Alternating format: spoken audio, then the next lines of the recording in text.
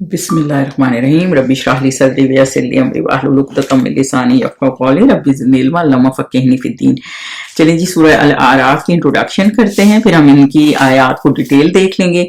आराफ का मतलब है बुलंदी, यानी बुलंदी, और मक्की सूरत है ये, और जन्नत और जहन्नुम के दरमियान एक बाउंड्री है, बीच में वॉल है, उसके ऊपर जो ऊंचाई है उसको वो मैं आगे जाके आपको बताऊंगी कि किस तरह इसका आराफ का मामला अल्लाह ताला ने एक्सप्लेन किया है। ऊंचाई पे जो कुछ लोग हैं जो न जहन्नमी हैं न जन्नती हैं, यानी उनकी नेकियां बराबर हैं और गुनाह हैं और नेकियां बराबर हैं, तो वो दरमियान में एक ऊंचाई पर हैं और वो जन्नतियों को भी एक तरफ से देख रहे हैं और जहन्नुम वालों को भी देखते हैं। तो फिर उस टॉपिक पे इसका नाम अल आराफ है।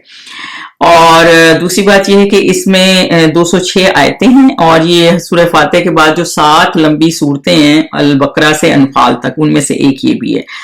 और जो है ये 39th इसका नजूल है, जब नजूल के हिसाब से 39 है, यानी सूरह साद और जिन के बाद ये सूरह साद और सूरह जिन से पहले नाजिल हुई है। और जैसे मक्की सूरतें होती हैं कि तौहीद के ऊपर ज्यादा डिस्कशन है और बाकी चीजों पे कम है, ज्यादा तौहीद पे जोर है क्योंकि मक्का में ईमान को पुख्ता करने की बहुत ज्यादा जरूरत थी। तो इसमें अल्लाह ताला ने ये बताया।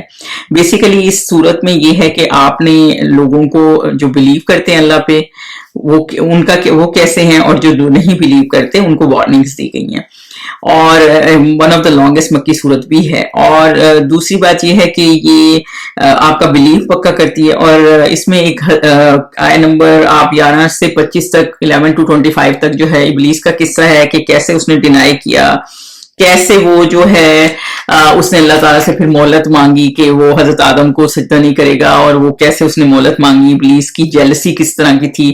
तो अल्लाह ताला ने उसको निकाल दिया वहां से। तो फिर उसने कहा कि मैं आगे ऊपर नीचे हर तरफ से, राइट लेफ्ट हर तरफ से, ऊपर से नहीं लाइट लेफ्ट और जो है हर तरफ से मैं, आगे पीछे से हर तरफ से मैं इन पे अटैक करूंगा।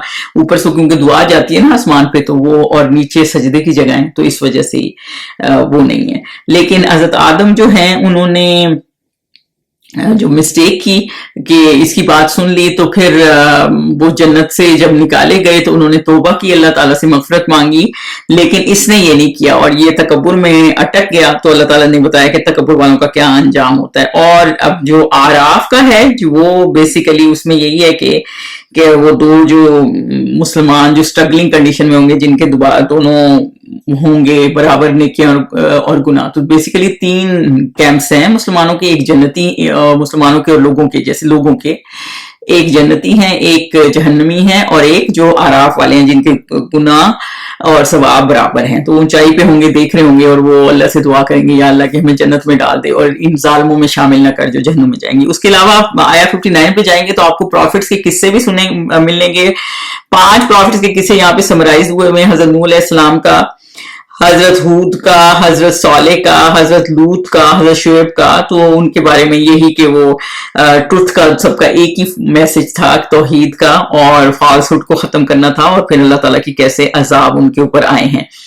और 104 से आगे आप ये भी देखेंगे हजरत मूसा की स्टोरी। हजरत मूसा की स्टोरी सबसे लॉन्गेस्ट, इसमें काफी लॉन्गेस्ट है इसमें, क्योंकि हजूर सल्लल्लाहु अलैहि वसल्लम की और उनकी बनी इसराइल के किस्से और हजरत मूसा की स्टोरी में जो अप्स एंड डाउन से काफी मिलते जुलते थे। तो अल्लाह ताला ने काफी तफसील से पूरे कुरान में हजरत मूसा का जिक्र बहुत ज्यादा है।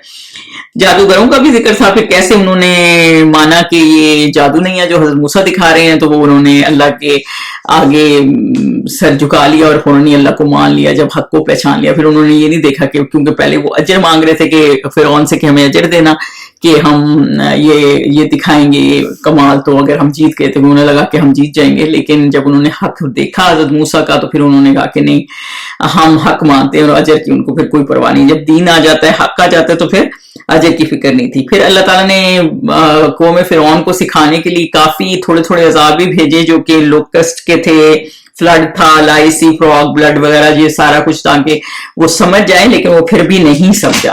तो उसके बाद ही आखिर में ऐसा हुआ था कि वो फिर ڈوب گئے تھے. اس میں یہ بھی اس بات کا بھی ذکر ہے جو تورات کی کتاب الواح دی گئی تھی حضرت موسیٰ علیہ السلام کو, وہ 40 ڈیز جو اوپر رہے تھے اور پیچھے جو بنی اسرائیل نے پھر کاف بنا لیا تھا جب فرعون سے جان چھوٹ گئی تھی, اور پھر حضرت موسیٰ گئے تھے اللہ تعالیٰ کے پاس جب اللہ تعالیٰ نے پھر ان کو ایک کتاب دی جو اللہ تعالیٰ کے خود کے ہاتھ سے لکھی ہوئی تھی, اور وہ اکٹھی نازل ہوئی اور وہ اکٹھی ان کو دی حضرت موسیٰ کو کہ وہ اپنی قوم کو احکامات دیں.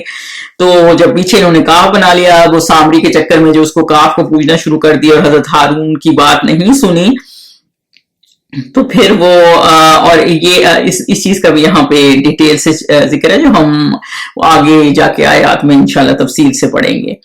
اور اس کے علاوہ اللہ تعالیٰ نے یہ بھی بتایا کہ اس میں سبت کی جو قصے تھے سیٹرڈے کے جو ثابت سبت سے, اور وہ فش کا جو فش میں انہوں نے نہیں کرنی تھی, منع کیا گیا تھا کہ ان کو سیٹرڈے کو نہیں پکڑنی, لیکن وہ ہیلے بہانے سے پکڑتے تھے. تو بیسیکلی اس میں یہی ہے لیسن تھا کہ مطلب ہیلے بہانے سے گھما کے حرام کو آپ حلال نہیں کر سکتے, تو وہ پھر ان کو بھی کیسے اللہ تعالیٰ نے آپ پکڑا. اس کے علاوہ اس میں یہ بھی ہے کہ حضرت موسیٰ کی کافی ڈیٹیل ہے, تو ہم اس میں اچھے سے اس کو ڈسکس کر لیں گے. اور اس میں یہ بھی ہے اللہ تعالیٰ نے یہ بھی بتایا کہ جو غل ہوگا لوگوں کے دلوں میں تو وہ بھی نکل جائے گا. اگر ذرا جنت میں کوئی بھی ایسا بندہ داخل نہیں ہوگا جس کے دل میں ذرا سی بھی خلیش ہے دوسرے کے خلاف, تو جو دنیا میں نہیں نکل پائے گا اور بندہ جنتی ہوگا تو اللہ تعالیٰ اس کا غل جنت میں ہی نکال دے گا. اور دوسرا یہ کہ اللہ تعالیٰ نے یہ بتایا کہ شیطان وسور کرتا ہے رائٹیس کو بھی, ہر کسی کو, لیکن ہمیں اس قرآن سے جڑنا ہے تاکہ ہم زیادہ سے زیادہ اس کے وسوسوں میں اس کی باتوں میں نہ آئیں اور قرآن اور نیک عمل کریں, دین کے قریب ہوں. اور اللہ تعالیٰ نے یہ بھی بتایا کہ قرآن کو جب آپ سنیں ایٹیکیٹس اس کے کیا ہیں, اٹینشن دیں اور خاموشی سے سنیں, تو یہ ایٹیکیٹس بھی بتائیں.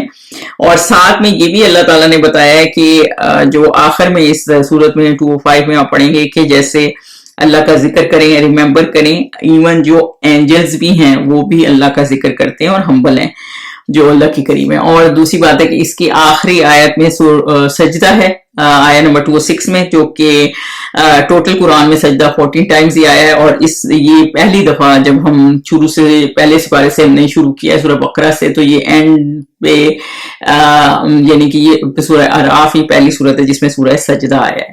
تو ہم اس کو نہ کرنے کا گناہ نہیں ہے, لیکن کریں گے تو ثواب ہے, کیونکہ دیکھیں ایک چیز کا ثواب ہے تو کیوں نہ کریں, کیونکہ شیطان کا یہی مسئلہ تھا نا کہ اس نے کہنا نہیں مانا تھا اور سجدہ نہیں کیا تھا تعظیماً جو اللہ تعالیٰ نے اس کو کہا تھا. تو ہمیں ایک ایکسٹرا ثواب بھی مل رہا ہے تو کر لیں, اور اگر نہیں بھی کریں گے کسی وجہ سے مطلب نہیں کر سکتے یا کہیں ایسی جگہ ہیں کہ آپ کو سجدہ نہیں کر پائیں گے تو آپ کو اس چیز کا گناہ نہیں ہے, لیکن کریں گے تو ثواب ضرور ہے. تو یہ سورہ اعراف کا انٹروڈکشن ہے شارٹ سا, پھر انشاءاللہ ہم اس کو ڈیٹیل دیکھیں گے کہ ہم نے ان کی آیات میں کیا ہے. سبحانک اللہم و بحمدک اشہد ان لا الہ الا انت استغفرک و اتوب الیک.